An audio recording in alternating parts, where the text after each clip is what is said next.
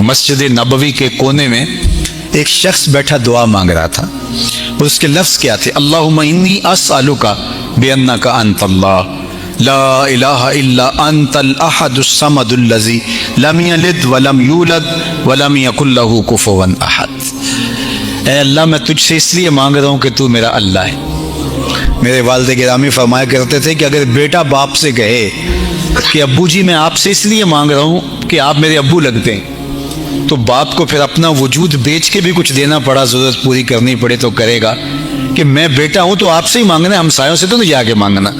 تو وہ کیا کہتا ہے؟ اللہم انی اسألک بانک انت اللہ، اے اللہ میں تجھ سے اس لیے مانگ رہا ہوں کہ تو میرا اللہ ہے، لا الہ الا انت، تیرے علاوہ میرا ہے بھی تو کوئی نہیں جس سے جا کے مانگوں۔ اللہ انت الاحد الصمد الذی لم یلد ولم یولد ولم یکن لہ کفوا احد۔ وہ اللہ کے مبارک ناموں کا واسطہ دے کے اللہ سے عرض گزار ہوتا ہے۔ تو اللہ کے محبوب علیہ السلام نے دیکھا اور ایک صحابی کو کہا وہ جو کونے میں بیٹھ کے مانگ رہا ہے اسے جا کے بتا دو کہ اللہ نے تمہاری دعائیں قبول کر لی۔ تو اس سے اپنی ضرورتیں اس کی چوکھٹ پہ رکھنے کا مزاج، ذو دعائن عریس۔ اللہ تعالیٰ نے اپنے عبد خاص کی ایک تعریف بیان فرمائی کہ وہ اللہ کے حضور لمبی دعائیں کرتا ہے۔ اللہ اکبر، لمبی دعائیں اس کے حضور۔ یہ شاید میں نے پچھلے جمعے عرض کیا تھا کہ جب بندہ اللہ کے حضور عرض کرتا ہے وہ اللہ اسے مصیبت میں گرفتار کر دیتا ہے اور وہ پھر روتا ہے، چیختا ہے، تو جبریل عرض کرتا ہے کہ مالک تیرا فلاں بندہ ہے، یہ اس کی آواز ہے اور تجھے پکار رہا ہے۔ تو اللہ فرماتا ہے اس کو روتے رہنے دو، مجھے اچھا لگتا ہے کہ یہ مجھے پکارتا رہے، یہ میرے حضور عرض کرتا رہے۔ اللہ وہ چاہے تو ایک لمحے میں دعائیں قبول کر دے، تو بعض کا تو وہ تاخیر کرتا ہے، اسے پسند ہوتا ہے کہ میرا بندہ میرے دربار کی حاضری بھرتا رہے، لمبی دعائیں کرتا رہے، گڑ گڑاتا رہے، روتا رہے۔ دنیا والوں کے سامنے جا کے روئیں تو آپ کا بھرم ٹوٹ جاتا ہے، اللہ کے سامنے روئیں تو اللہ کے ہاں آپ کی عزت بڑھ جاتی ہے، اللہ کے ہاں آپ کا وقار بڑھ جاتا ہے۔ وہ آپ کو اتنا محبوب بنا لیتا ہے جب آپ اس کے سامنے زاری کرتے ہیں اور آپ کی آنکھ سے بہے ہوئے ایک ایک آنسو کا وہ قدردان ہے۔ کوئی اللہ کو پکارتے ہوئے اس کی محبت میں رو پڑا اور اس کی آنکھ سے پانی کا ایک قطرہ نکلا، اور وہ کتنا بڑا قطرہ تھا، جس سے پلکوں کی ایک بال کی جڑ گیلی ہوئی، صرف اتنا پانی تھا۔ تو قیامت کے دن وہ بال کھڑا ہو جائے گا، اللہ یا مجھے نکال لے یا اسے جنت عطا کر دے۔ اللہ اکبر، تو اللہ تعالیٰ اس بال کو تو نہیں نکالے گا، اس شخص کو جنت عطا کر دے گا۔ تو اس کے حضور الہا و زاری کرنے کا ہمیں حکم دیا۔ اللہ ہمیں رات کے اندھیروں میں، دن کے اجالوں میں، تنہائیوں میں، خلوتوں اور جلوتوں میں اپنے حضور التجائیں کرنے کی توفیق عطا۔ پھر حضور سے یہی پوچھا گیا ایو دعا اسمع، حضور وہ کون سی دعا ہے جو بہت زیادہ قبول ہوتی ہے؟ تو آقا کریم علیہ الصلوۃ والسلام نے ارشاد فرمایا کہ فی جوف اللیل الاخر، پچھلی رات کے درمیانے حصے میں، جو پچھلی رات کے درمیانے حصے میں دعا کی جائے وہ رد نہیں ہوتی۔ اور دوسرا دبر الصلوات المکتوبات، اور جو فرض نمازوں کے بعد دعا کی جائے وہ قبول ہوتی ہے۔ تو یہ دو دعائیں خاص طور پہ فرائض کے فوری بعد جو دعا کی جاتی ہے اور جو پچھلی رات کے درمیانی حصے میں جو دعا کی جاتی ہے اس دعا کو رد نہیں کیا جاتا۔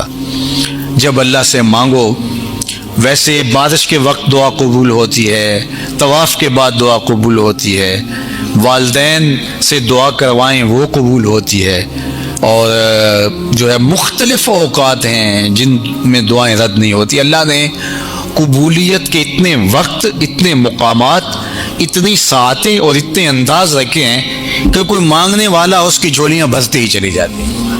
وہ بندوں کے اٹھے ہوئے ہاتھوں کو خالی نہیں موڑتا۔ اور پھر آپ دن کو مانگیں وہ بھی قبول ہے، رات کو مانگیں وہ بھی قبول ہے، اور پھر آپ اردو میں مانگیں تب بھی قبول ہے، آپ عربی میں مانگیں تب بھی قبول ہے، معصورہ دعائیں مانگیں وہ بھی قبول ہیں۔ تو وہ کریم ہے، آپ جیسے بھی اس کو مانگیں، اپنے لہجے میں مانگیں، عربی میں مانگیں، اجمی میں مانگیں، ہندی میں مانگیں، سندھی میں مانگیں، اقبال کی طرز میں مانگیں، سعدی کے انداز میں مانگیں، رومی کے لہجے میں مانگیں. آپ نہیں مانگنا آتا, خالی ہاتھ پھیلا دے, وہ بند لبوں کی بولیاں بھی سنتا ہے. اس سے پکارے تو صحیح, اس کو عرض تو کرے. اللہ اکبر, وہ تو کریم ہے. زلیخا روز یوسف مانگتی تھی رب سے اور کہتی تھی مجھے بچھڑا ہوا یوسف ملا دے. اللہ اکبر, مدتیں ہو گئیں اور بت سامنے ہوتا اور بت کو پکارتی اور کہتی اے میرے صنم, اے میرے بت, مجھے یوسف ملا دے. عمر بیت گئی اور وہ پتھر کا صنم, وہ مٹی کا مادو, وہ لکڑی کا وسن کیا اس کی فریاد سنتا. تو خیر اس کا اعتقاد تھا تو وہ اس کے سامنے ہاتھ پھیلائے مانگتی. تو ایک دن رات کا پچھلا پہر تھا اور بت کو سامنے رکھے ہوئے, یا صنم یا صنمی یا صنمی, اے میرے بت, اے میرے بت, مجھے یوسف ملا دے. تو رات کا پچھلا پہر ہوا, نیند کا جھٹکا آیا, زباں بل کھا گئی. یا صنمی پکارتے پکارتے کہنے لگی یا سمادی, یا سمادی, یا سمادی. اللہ اکبر, زبان پہ یہی چڑھ گیا, یا سمادی, یا سمادی, یا سمادی. آواز ہے جبریل جلدی جا, یوسف کے گھوڑے کا رخ موڑ دے, بچھڑی ہوئی کو یوسف ملا دے. مالک وہ تجھے تو نہیں پکار رہی, وہ تو بت کو پکار رہی. زبان بل کھا گئی ہے, یا سنامی کی بجائے یا سمادی, یا سمادی. نیند کے جھٹکے کی وجہ سے بدل گیا ہے. کہا جیسے بھی ہے یہ مجھ کو پکارنے تو لگی ہے. اتنا عرصہ ہوا بت کو پکارتے, اس نے کوئی جواب نہ دیا. آج جیسے بھی اس کے لبوں پہ میرا نام تو آیا ہے, میں نے بھی جواب نہ دیا. میرے اور بت میں فرق کیا ہوا؟ کوئی پکارے تو صحیح, جھولی پھیلائے تو صحیح. تو اپنی حاجتیں اس کی دہلیز پہ رکھیں, اپنی ضرورتیں اس کی دہلیز پہ رکھیں. ہمارے کتنے سوال ہیں, کتنی آرزوئیں ہیں, کتنے دل میں پیدا ہونے والی تمنائیں ہیں. اگر دنیا کے سامنے رکھے, دنیا مذاق اڑائے ہمارا, لیکن مالک کے سامنے ساری ضرورتیں سجدے میں رکھ کر کے عرض کرتے ہیں, وہ ہمارا مذاق نہیں اڑاتا بلکہ ہماری ضرورتوں کی کفالت کرتا ہے. جب بندہ اللہ کا ذکر کرے, اللہ کی یاد کرے, اللہ کا نام لے, تسبیح پڑھے, تحلیل کرے, تکبیر کرے اور دیگر کلمات خیر کہے, قرآن مجید کی تلاوت کرے اور نمازیں پڑھے, یا جتنے بھی اعمال خیر ہیں جو ذکر کے زمرے میں آتے, جب وہ اللہ کا ذکر کرے تو اس کے دل میں ایک فرحت اور ایک خوشی محسوس ہو. یعنی طبیعت میں گھٹن نہ ہو, طبیعت کے اندر بست کی کیفیت و قبض کی نہ ہو. تو یہ سمجھ لو کہ اس کا اللہ اس کے ماضی کے عمل قبول کر چکا ہے, اور اس کو اس لیے ذکر سے وحشت نہیں ہے. کچھ لوگ ہیں وہ کہتے ہیں میں بس ذکر کرنے لگ جاتا ہوں, میرے دل کو کچھ ہونے لگ جاتا ہے. تو یہ جو گھٹن کا پیدا ہو جانا ہے, اس پر رجوع چاہیے, اس پر توبہ چاہیے. اس کا بھی علاج ہے. اگر کوئی ایسا شخص ہے کہ جب وہ کہتے ہیں کہ میں بڑے شوق سے قرآن مجید کھولتا ہوں تو بس بڑا مشکل ہو جاتا ہے میرے لیے, تسبیح پکڑتا ہوں تو مشکل ہو جاتا ہے, کئی لوگوں کو سارے کام اس وقت یاد آ جاتے, یا میں ابھی بیٹھا ہوں تو فوری دستک ہو جاتی ہے, کوئی آ جاتا ہے. تو اس کے لیے حالات پیدا نہیں ہوتے, اور اگر وہ کچھ پڑھے بھی تو اس کے لیے فرحت کی کیفیت پیدا نہیں ہوتی. تو اس کا حل یہ ہے کہ لا حول ولا قوت الا باللہ, اس کو بار بار پڑھے, چونکہ یہ پڑھنے سے جو ہے وہ اللہ تعالیٰ اس کو حفاظتوں کا حصار عطا کرے گا اور بیماریاں دور کرے گا. یہ روحانی بیماری ہے, لیکن اگر نیکی کرنے سے فرحت ملتی ہے اور خوشی نصیب ہوتی ہے تو یہ اس بات کی دلیل ہے کہ اللہ جل شانہ نے اس کے لیے آسانیوں کے راستے کشادہ کر دیے ہیں, اور فرمایا کہ الا بذکر اللہ تطمئن القلوب, کہ اللہ کا ذکر جو ہے دلوں کو طمانینت, سکون بخشتا ہے. تو یہ تو طے شدہ حقیقت ہے, امر واقعہ ہے کہ ذکر الہی فرحت قلب کا سبب ہے. اور اگر فرحت نہیں ہے تو پھر مسئلہ ہے. یعنی آپ میٹھی چیز اگر زبان پہ رکھیں گے تو اس کی حلاوت محسوس ہوگی, اس کی مٹھاس سے آپ ایک خوشگوار فرحت محسوس کریں گے, لذت کام و دہن کی تسکین کا سامان بنے گی وہ چیز. لیکن اگر آپ کوئی میٹھی چیز اپنے منہ پہ رکھتے ہیں تو آپ کو کچھ بھی محسوس نہیں ہوتا، الٹا آپ کو تلخی ہونے لگ جاتی ہے، تو پھر اس کا مطلب ہے کہ آپ کو کوئی مسئلہ ہے، صفرا کی کوئی تہ چڑھ گئی ہے زبان کے اوپر، اور وہ اتنی تبریز ہے کہ وہ قوت ذائقہ کو روک رہی ہے۔ تو اللہ کا ذکر کرنے سے حلاوت نہیں ملتی، طمانینت اس کا لازمہ ہے، اور اگر نصیب نہیں ہوتی تو پھر اس کا مطلب سیدھا سیدھا یہ ہے کہ کوئی پردہ چڑھ گیا ہے دل کے اوپر، تو اس کے مداوے کی صورت کرنی چاہیے، توبہ کرنی چاہیے، لا حول ولا قوت الا باللہ العلی العظیم پڑھنی چاہیے۔ اپنی امت کو وصیت کرتے ہوئے فرمایا سددو، کہ تم میانہ روی اختیار کرو، تم اعتدال کی راہوں پہ گامزن رہو۔ فرمایا کہ یسرو ولا تعسرو، بشرو ولا تنفرو، 4 چیزیں ارشاد فرمائی۔ کہا لوگوں کے لیے آسانیاں پیدا کرو، مشکلیں پیدا نہ کرو، لوگوں کو خوشخبری دو، لوگوں کو نفرت نہ دلاؤ۔ حضرت ابو مسعود انصاری رضی اللہ تعالیٰ عنہ فرماتے ہیں کہ مدینہ المنورہ میں ایک امام صاحب تھے جو بہت لمبی قرات کرتے تھے، تو ایک صحابی حضور کی خدمت میں ان کی شکایت لے کر آئے اور کہا کہ حضور ہمارا امام بہت لمبی قرات کرتا ہے، اور اگر یہ سلسلہ یوں جاری رہتا ہے تو میں جماعت سے نماز نہیں پڑھ پاؤں گا۔ تو آقا کریم علیہ الصلوۃ والسلام شدید غصے میں آئے، بلکہ حضرت ابو مسعود انصاری رضی اللہ تعالیٰ عنہ فرماتے ہیں کہ واعظ کے باب میں نے زندگی میں حضور کے چہرے پہ اس طرح غصہ کبھی نہیں دیکھا تھا۔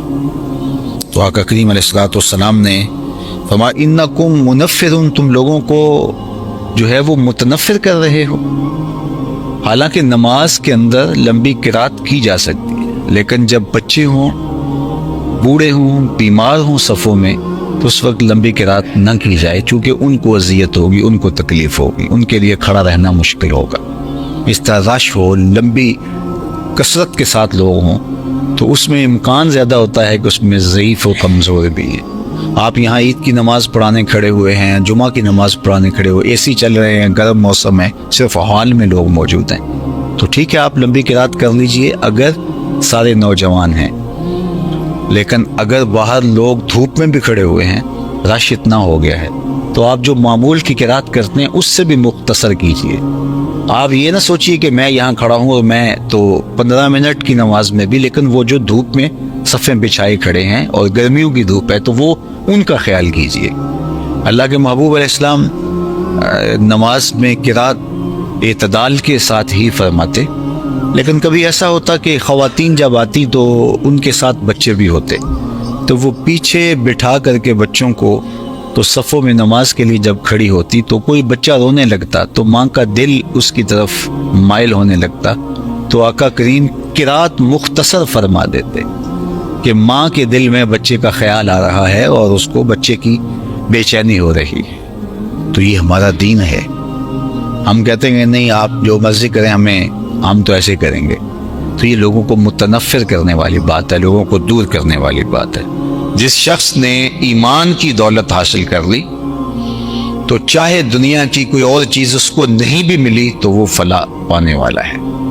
اور چیزیں دنیا کی اگر اس کو میسر آ جاتی ہیں تو وہ سونے پر سہاگے کا کام ہے، لیکن فرض کرو اس کو اور کچھ بھی نہیں ملتا، صرف ایمان، تو نفس ایمان فلاح کی ضمانت ہے۔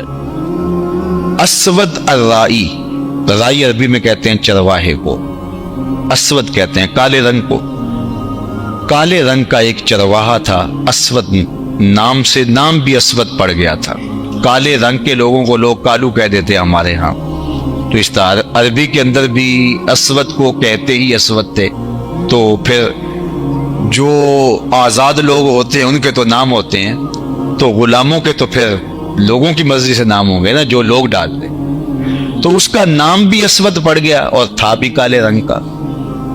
تو حضور علیہ الصلوۃ والسلام ایک غزوے پہ تشریف لے گئے تھے اور یہ اپنی بکریاں لے کے گزرا، اور اس کی نظر حضور کے چہرے پہ پڑی۔ آقا کریم کو دیکھا، حضور نے دعوت دین دی تو اس کے دل میں ایمان اتر آیا، تو اس نے حضور علیہ السلام کے ہاتھ پہ بیعت اسلام کی اور عرض کی کہ حضور اب میں تو کہیں کا جانے کا نہیں ہوں، اب ان بکریوں کا کیا کروں، یہ تو میرے مالک کی بکریاں۔ تو فرمایا کہ تم ان کو اس کے باڑے کی طرف ہانک دو، جب آخری بکری اس کے باڑے میں چلی جائے تو تم پلٹ آنا۔ تو وہ گئے اور جا کے بکریوں کو اس کے باڑے کے اندر ہانکا، جب آخری بکری اندر چلی گئی، پاٹک بند کیا تو واپس آ گئے۔ اتنے میں جنگ کا بازار گرم ہو چکا تھا، گمسان کی لڑائی شروع ہو چکی تھی۔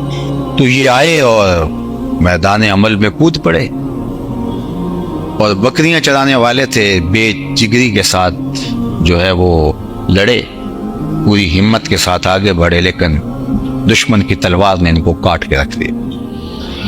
خیر جنگ ختم ہوئی تو جب لاشوں کو اٹھایا جانے لگا تو اسود رائی کی لاش بھی پڑی ہوئی تھی۔ تو اللہ کے محبوب علیہ السلام نے جو ارشاد فرمایا اس کا مفہوم یہ ہے کہ یہ شخص ہے جس نے کوئی نماز نہیں پڑھی، کوئی روزہ نہیں رکھا، کوئی زکوٰۃ نہیں دی، کوئی حج نہیں کیا، یہ آیا اور سیدھا جنت کا دروازہ کھلا تھا، اندر چلا گیا۔ تو ایمان وہ بنیادی چیز ہے کہ کامیابی اور فلاح کی ضمانت شروع ہی ایمان سے ہو۔ کچھ بھی نہ ہو آپ کے پاس، ایمان کی دولت ہو۔ اللہ اکبر۔ اور یہ ایمان ہمیں کسی قیمت سے نہیں ملتا، یہ اللہ کی توفیق سے ملتا۔ بڑے بڑے سمجھدار لوگ، ابو جہل کو ابو الحکم کہتے تھے، دانائیوں کا سر چشمہ، بڑے پنچایت کا آدمی تھا، بالوں کی کھال ادھیڑ لیتا تھا، معاملہ فہم تھا، باتوں کی تہ تک پہنچنے کا فن جانتا تھا، لیکن نہیں پہنچ سکا۔ اور یہ نہیں ہے کہ اس کو پتہ نہیں چلا تھا، مغالطہ لگ گیا، نہیں۔ اخنس بن شریک نے، وہ ایک لمبی کہانی ہے کہ حضور کی تلاوت یہ سنتے رہے، ابو سفیان بھی تھے، یہ بھی، اور اخنس بن شریک بھی، تو 3 دن تک قسم بھی کھاتے رہے، سنتے بھی رہے، وہ لمبی کہانی ہے۔ تو تیسرے دن لمبا ڈنڈا لے کر کے تو اخنس بن شریک نے آ کے ابو جہل کے دروازے پہ مارا اور کہا، وہ یہ باہر آیا آنکھیں ملتا ہوا، کہا ابو الحکم بتا، سچ بتانا ہے، جھوٹ نہیں بولنا، 3 دن سے ہم نے جو کلام سنا ہے، تیری اس کے بارے میں رائے کیا ہے؟ انصاف کی تکڑی تیرے ہاتھ میں ہونی چاہیے، جھوٹ نہیں بولنا، تو نے بھی سنا ہے اور میں نے بھی سنا ہے اور ابو سفیان نے بھی سنا ہے، تو تو سچ بتا کہ تیری رائے کیا ہے۔ تو ابو جہل ڈنڈے تو نہیں مار سکتا تھا، اس نے پھر کیا کہا؟ اس نے کہا، اخنس، رفادہ اور سقایا یہ تو پہلے ہی بنو ہاشم کے پاس ہے، یعنی یہ 2 عزتیں تو پہلے ہی ان کے پاس ہیں، اور اگر نبوت بھی اس گھر کی مان لیں تو پھر ہمارے پلے کیا رہا، ہماری چودر تو گئی۔ تو اخنس بن شریک نے کہا کہ اس کا مطلب ہے کہ تم ایک حق کو، ایک سچائی کو، ایک حقیقت کو جو ہے وہ ماننے سے انکار کر رہے ہو صرف اپنی چودراہٹ بچانے کے لیے، تو یہ تو بہت زیادتی ہے، چلو تم بچاؤ اپنی چودراہٹ، میں جا رہا ہوں اور محمد عربی کا غلام بن۔ اور آپ کو حیرت ہوگی کہ ابو جہل بہت کائن شخص تھا، اس نے کہا میری بس بات سن جاؤ۔ وہ رکا، کہا اچھا آج تم اپنے باپ دادا کے دین کو چھوڑنے جا رہے ہو، تمہاری ماں جس دین پہ تھی اس کو چھوڑنے جا رہے ہو، تمہاری دادی پردادی جس دین پہ تھی، جنہوں نے تمہیں جنم دیا، تمہیں گود میں کھلایا، آج تم ان کو چھوڑنے جا رہے ہو۔ تو یہ رک گیا، ٹھہر گیا، اور آپ جانتے ہیں کہ اخنس بن شریک حالت کفر میں مرا۔ علماء نے کہا کہ یہ وہ شخص تھا جو ایمان کے کنارے پہ آیا، لیکن اللہ کا اذن نہیں ہوا اور یہ آگے نہیں بڑھ سکا۔ اللہ اکبر۔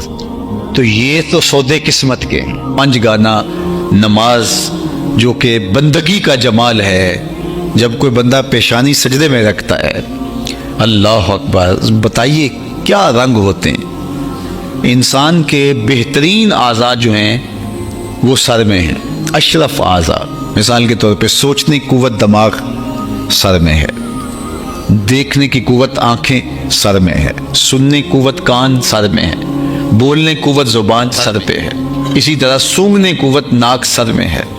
تو بہترین اعضاء انسان کے جو ہے وہ سر میں ہے، اور سر مالک کے در پہ، پیشانی بھی رگڑ رہا ہے اور ماتھا اور ناک بھی رگڑ رہا ہے، اور زبان سے کیا کہہ رہا ہے؟ سبحان ربی الاعلی، اے اللہ تو سب سے اعلیٰ ہے، تیری پاکی ہے تو سب سے اعلیٰ ہے۔ اپنا عمل کیا ہے کہ اپنے اشرف اعضاء کو خاک پہ رکھ کے، زمین پہ رکھ کے، فرش پہ رکھ کے، ناک اور ماتھا رگڑ کے اپنی عجز، اپنی عاجزی کا، اپنے عجز کا اظہار کر رہا ہے کہ میرے سے جو ہے اس سے بڑھ کر اور کیا ہو کہ میں نے اپنی پیشانی دہلیز پہ رکھ دی۔ تو اپنے عجز کا اظہار کیا ہے کہ اس کائنات میں میرے سے نیچا کوئی نہیں، اور زبان سے کہا سبحان ربی الاعلیٰ، مالک تیرے سے اونچا کوئی نہیں، تو سب سے اعلیٰ ہے۔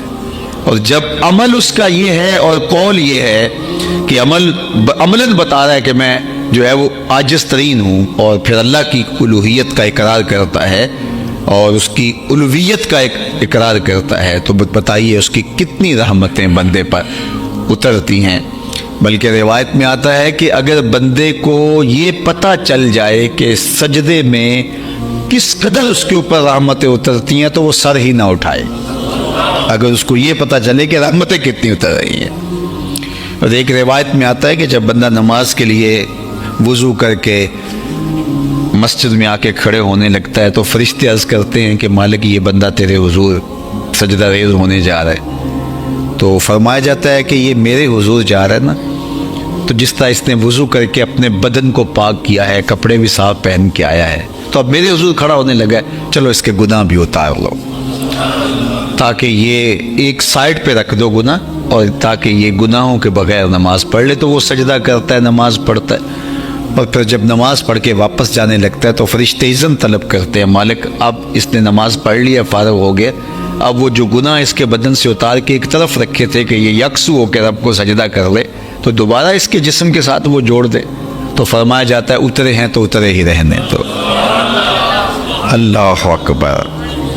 حضرت عثمان رضی اللہ تعالی عنہ فرماتے ہیں، یہ عثمان غنی نہیں ہے، اور سے ابھی عثمان نام کے، یہ کہتے ہیں کہ میں حضرت سلمان فارسی کے ساتھ کسی سفر میں تھا، تو راستے میں ایک درخت آیا جس کی شاخوں کے پتے زرد ہو چکے تھے خزاں کی وجہ سے۔ تو آج کل تو موسم بہار اتر رہا ہے اور درخت جو ہیں وہ خلط برگ و بار سے مالا مال ہو رہے ہیں، شگوفے پھوٹ رہے ہیں، کونپلیں نکل رہی ہیں، لیکن جب خزاں کا موسم آتا ہے تو درختوں کے پتے زرد ہو کے پھر معمولی ہوا سے بھی جھڑنے لگتے۔ تو خزاں کا موسم تھا اور درخت کے پتے زرد ہوئے تھے، تو حضرت سلمان فارسی آگے بڑھے اور ٹہنی کو پکڑ کے یوں جھٹکا دیا، تو جتنے بھی پتے تھے وہ گر گئے اور شاخ خالی ہو گئی۔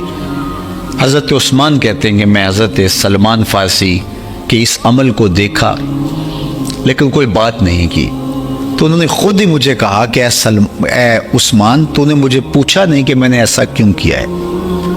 تو میں نے کہا بتا دیجیے آپ نے ایسا کیوں کیا ہے؟ تو کہا ایک دن میں حضور علیہ السلام کے ساتھ سفر میں تھا۔ حضرت سلمان فارسی کہتے ہیں کہ ایک دن میں حضور علیہ السلام کے ساتھ سفر میں تھا، راستے میں ایسا ہی ایک درخت آیا جس کے پتے درد خزاں سے زرد ہو چکے تھے، تو آقا کریم نے شاخ کو پکڑا اور جھٹکا دیا اور سارے پتے گر گئے، اور میں بھی اس منظر کو دیکھ کے محظوظ ہوتا رہا اور میں نے بھی کچھ نہیں کہا۔ تو حضور علیہ السلام نے مجھ سے مخاطب ہو کے کہا سلمان، تو نے پوچھا نہیں کہ میں نے ایسا کیوں کیا؟ تو میں نے بھی کہا جی حضور آپ بتا دیجیے آپ نے ایسا کیوں کیا؟ تو حضور علیہ السلام نے فرمایا کہ سلمان، جس طرح میں نے اس شاخ کو پکڑ کے جھٹکا دیا ہے اور اس کے اوپر کوئی پتا باقی نہیں رہا، اس طرح بندہ جب نماز کے لیے کھڑا ہوتا ہے اس کے بدن پہ کوئی گناہ باقی نہیں رہتا۔ تو خوش نصیب وہ لوگ ہیں کہ جو 5 گانا نماز شعار زندگی رکھتے ہیں، اور کتنے بدبخت لوگ ہیں کہ جنہیں اللہ کے حضور سجدے کی توفیق نصیب نہیں ہوتی۔